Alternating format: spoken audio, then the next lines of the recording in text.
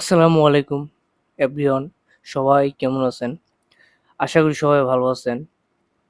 তো আজকে আমার নিজের একটা ছোট্ট একটা গল্প বলবো। গল্পটা হচ্ছে, আমি আমার বাসা থেকে বের হচ্ছিলাম প্রায় এই সকাল ৮টার দিকে হয়তোবা মেবি এরকম।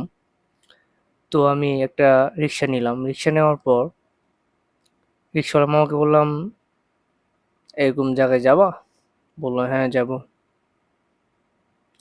তো গেলাম প্রায় ৩-৪ কিলো এরকম একটা দূরে। তো গেলাম। যাওয়ার পর ওই জায়গাটায় নামলাম। ওই জায়গার আশেপাশে বেশি একটা বাজার আছে। তো বাজার আশেপাশে দোকানপাট আরকি এরকম। তো একটা এই বাস স্ট্যান্ডের মতোই। ঠিক আছে? নামলাম। নামার পরে আমার কাছে ৳১০০ নোট ছিল। তো ৳১০০ নোট ছিল, মামাকে দিলাম। "মামা, আপনার ভাড়া হচ্ছে ৳৩০, তো ৳১০০ নোট আছে আমার কাছে। তো নেন।" তো মামাকে ৳১০০ নোট দিলাম। তো মামা বলল কি যে, "আমার কাছে তো ভাঙতি নেই। তো ৳৩০ রেখে আমি ৳৭০ কিভাবে দিব?" আমি বললাম, "তো আশেপাশে দেখেন, ওরা তো দিবে না।" তো আমি ৳১০০ নিয়ে এক মাছ দোকানদারে গেছিলাম, যে মাছ বিক্রি করে। ওই বাজার ছিল তো, মাছ বিক্রি করে। তার কাছে গেলাম যে, "ভাঙতি হবে ৳১০০?" বলল, "না।" সে কিন্তু তার কাস্টমারকে ভাঙতি দিতেছে ৳৭০ না ৳৬০। আরও তার কাছে ছিল ভাঙতি, কিন্তু সে দেয়নি। বললাম, "তো আমার কাছে ভাঙতি নেই, তো রিক্শাওয়ালাকে দিব। তো ভাঙতিটা আমাকে একটু দিন, দরকার আছে। ভালো হইতো, হেল্প হইতো অনেক।" বলল, "না মামা, ভাঙতি নেই।" তো সেখান থেকে আমি চলে গেলাম। তো সেখান থেকে চলে যাওয়ার পরে ২ টা রিক্শাওয়ালাকে দিলাম ৳১০০, যে, "মামা একটু ভাঙতি দিন তো, রিক্শাওয়ালার ভাড়াটা দিতে হবে, তো ভাঙতি নেই আমার কাছে সকালবেলা।" তো না, ভাঙতি হবে না। তার কাছেও ছিল না। তারও একটা ছোট চা'র দোকানে, চা'র দোকানে গেছিলাম। চা'র দোকানে গেলাম যে, "মামা ৳১০০ ভাঙতি হবে?" বলল, "না, ভাঙতি নেই।" চলে আসছি। পর লাস্টে চলে গেছিলাম একটা হোটেলে। মানে এই পরোটা এগুলি বিক্রি করে আরকি, ওরকম একটা হোটেলে। তো হোটেলে নিয়ে গেছিলাম, তো হোটেলওয়ালা আমাকে দিছিল। তাও সে ১ম দিতে চায়নি, কিন্তু ২য় বার দিছে। পরে দিল ভাঙতিটা। তো ৳১০০ ভাঙতি দিল। পরে ৳১০০ ভাঙতি দেওয়ার পর তাকে ৳৩০ দিয়ে আমি পাউরুটিটা নিয়ে আসছি। তো এখন দেখুন, আমাদের সমাজটা আজকে কতদূর চলে গেছে। ঠিক আছে? পুরো নষ্ট হয়ে গেছে আমাদের সমাজ। আজকাল মানুষ মানুষকে একদম দেখতে পারে না। আর কারো ভালো তো কেউ কখনোই চায় না। ঠিক আছে? এটা আমি শুধু আমার নিজের বাস্তব ঘটনা বললাম। তো আরেকটা কথা, আরেকদিন আমি ৳২০ ৳২০ তার ভাড়া হচ্ছে ৳১০ রিক্শাওয়ালার। ঠিক আছে? ৳১০ ভাড়া ছিল। তাকে আমি ৳২০ নোট দিছি রিক্শাওয়ালাকে। তো বললাম, ক তার কাছে একটা টাকাও ছিল না। রিক্শাওয়ালার কাছে শুধু কিছুক্ষণ আগে বের হইছে হয়তো রাস্তায় রিক্সা নিয়া। তো তার কাছে একটা টাকাও ছিল না। তো আমি ৳২০ দিছি, তাও তার কাছে ভাঙতি ছিল না। পরে আমি ৳১০ যে দিব তার কাছে, আমার কাছে ভাঙতি ছিল না। ৳২০ নোট। তো আর একজনকে ২ টা রিক্শাওয়ালাকে দিছি। সে বলল, "না, ভাঙতি নেই।" তারপরে ৳২০ ভাঙতি থাকে না ভাই।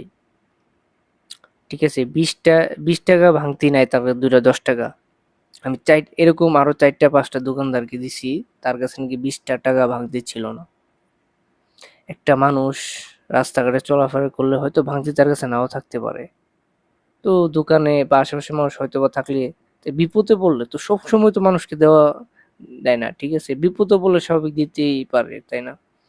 আমাদের সমাজটা যদি আজকে ভালো হতো, মানুষের এগুলি বুঝতো, বিপদ-আপদে মানুষে কিরকম বিপদ? জাস্ট এই ভাঙতি তার কাছে ছিল, কিন্তু সে দেয়নি। প্রত্যেকটা মানুষের কাছে ভাঙতি ছিল। ঠিক আছে? বাস্তব ঘটনা। প্রত্যেকটা মানুষের কাছেই ভাঙতি ছিল, কিন্তু কেউ দেয়নি। একটা লোক ভাঙতি দেয়নি। এই হচ্ছে আমাদের বাংলাদেশ। মাঝে, মাঝে মন ইচ্ছা করে কি যে বাংলাদেশ থেকে আসলেই চলে যাই। কিন্তু আমার বাংলাদেশ থেকে যাওয়ার কোথাও ইচ্ছা নাই। প্রবাস জীবনে যাওয়ার ইচ্ছা নেই কখনো। কিন্তু এরকম ঘটনাগুলি দেখি, মানুষের আচরণ, মানুষের ব্যবহার, মানুষের যে কমন সেন্স গুলি দেখে আমি অবাক হয়ে যাই। যে আমাদের এক সমাজকে অন্য সমাজে দেখতেই পারে না, সহ্য করতে পারে না তাদের কথা। ১৯ আর ২০ একটা কথা হইলেই মারামারি শুরু করে দেয় রাস্তাঘাটে। মানে একজন আরেকজন শত্রু, এরকম একটা অবস্থা আমাদের বাংলাদেশে। তো মাঝে মাঝে ইচ্ছা করে যে বাংলাদেশে থেকে চলে যেতে, ঠিক আছে, মনে হয় যে চলে যায়, প্রবাসে চলে যায়, বাইরের কান্ট্রিতে চলে যায়, ঠিক আছে, খুব ইচ্ছা করে। কারণ কি কারণে, এই যে বাংলাদেশের যে অবস্থা পরিস্থিতি, এটা আমি নিজে বাস্তব একটা ছোট্ট গল্প বললাম, ঠিক আছে, একদম বাস্তব, যেটা আমার সাথে হয়েছিল। টাকা ছিল বিদ্যায়, কিন্তু ভাঙতি ছিল না। তো এরকম সবার ক্ষেত্রেই হয় অনেক সময়, এমন কোনো মানুষ নেই যে এরকম বিপদে পড়েনি, সবাই পড়ছে, আমিও পড়ছি। কিন্তু মানুষটাকে দেখলাম যে কিছু কিছু মানুষ যারা এই এরকমটা করলো, তাদের কাছে ছিল টাকাগুলি, ভাঙতি ছিল, কিন্তু সে ভাঙতি দেয়নি। অনেক কষ্ট পাইছিলাম তখন, এই বিষয়টাও খুব খুব কষ্ট পাইছি। তো আমাদের দেশের মানুষগুলো এরকমই, সবাই না, কিছু কিছু মানুষ আর কি এরকমই। তো কয়েকজনের জন্য তো আর সবাইকে খারাপ বলা যায় না, ঠিক আছে, এই জন্যই মাঝে মাঝে অনেক ইচ্ছা করে যে বাইরের কান্ট্রিতে চলে যাই, কষ্ট হইলেও চলে যাই, বাংলাদেশে মায়া ত্যাগ কইরা। কিন্তু আমি বাংলাদেশে খুব ভালোবাসি, আমার জন্মস্থান বাংলাদেশে, ঠিক আছে। তো নিজের দেশ ছেড়ে তো কারো ইচ্ছে করে না অন্য কান্ট্রিতে যাইতে। কিন্তু এইসব মানুষ আজকে এখন বর্তমান ডিজিটাল বাংলাদেশ, আজকে ডিজিটাল বাংলাদেশ হইয়া মানুষ নষ্ট হয়ে গেছে। মানুষের মন মানসিকতা, শত্রু আর একজনকে তো সহ্যই করতে পারে না কেউ কাউকে।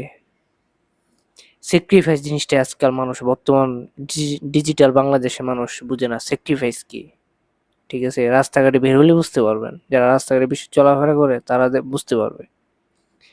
আর লোকাল বাসের কথা বলে, আমাদের দেশে যে বাস, ঠিক আছে, বাসের অবস্থা তো জানেনই, সেটা বলার কিছু নেই। কিন্তু আমি জাস্ট আমার বাস্তব গল্পটা বলার জন্যই আজকে এতক্ষণ আমি কথা বলছি। তো কার কার সাথে এরকম ঘটনা ঘটেছিল সবাই কমেন্টে জানাবেন। আর আমার এই হৃদয় পেজটাই সবাই একটু সাপোর্ট করবেন এবং ভালোবাসা দিবেন। ভিডিওটা অনেক লং টাইম করে ফেলছি, তো ধন্যবাদ সবাইকে। সবাই ভালো থাকবেন এবং সুস্থ থাকবেন, আমার এই হৃদয় পেজের সাথে থাকবেন। আসসালামু আলাইকুম।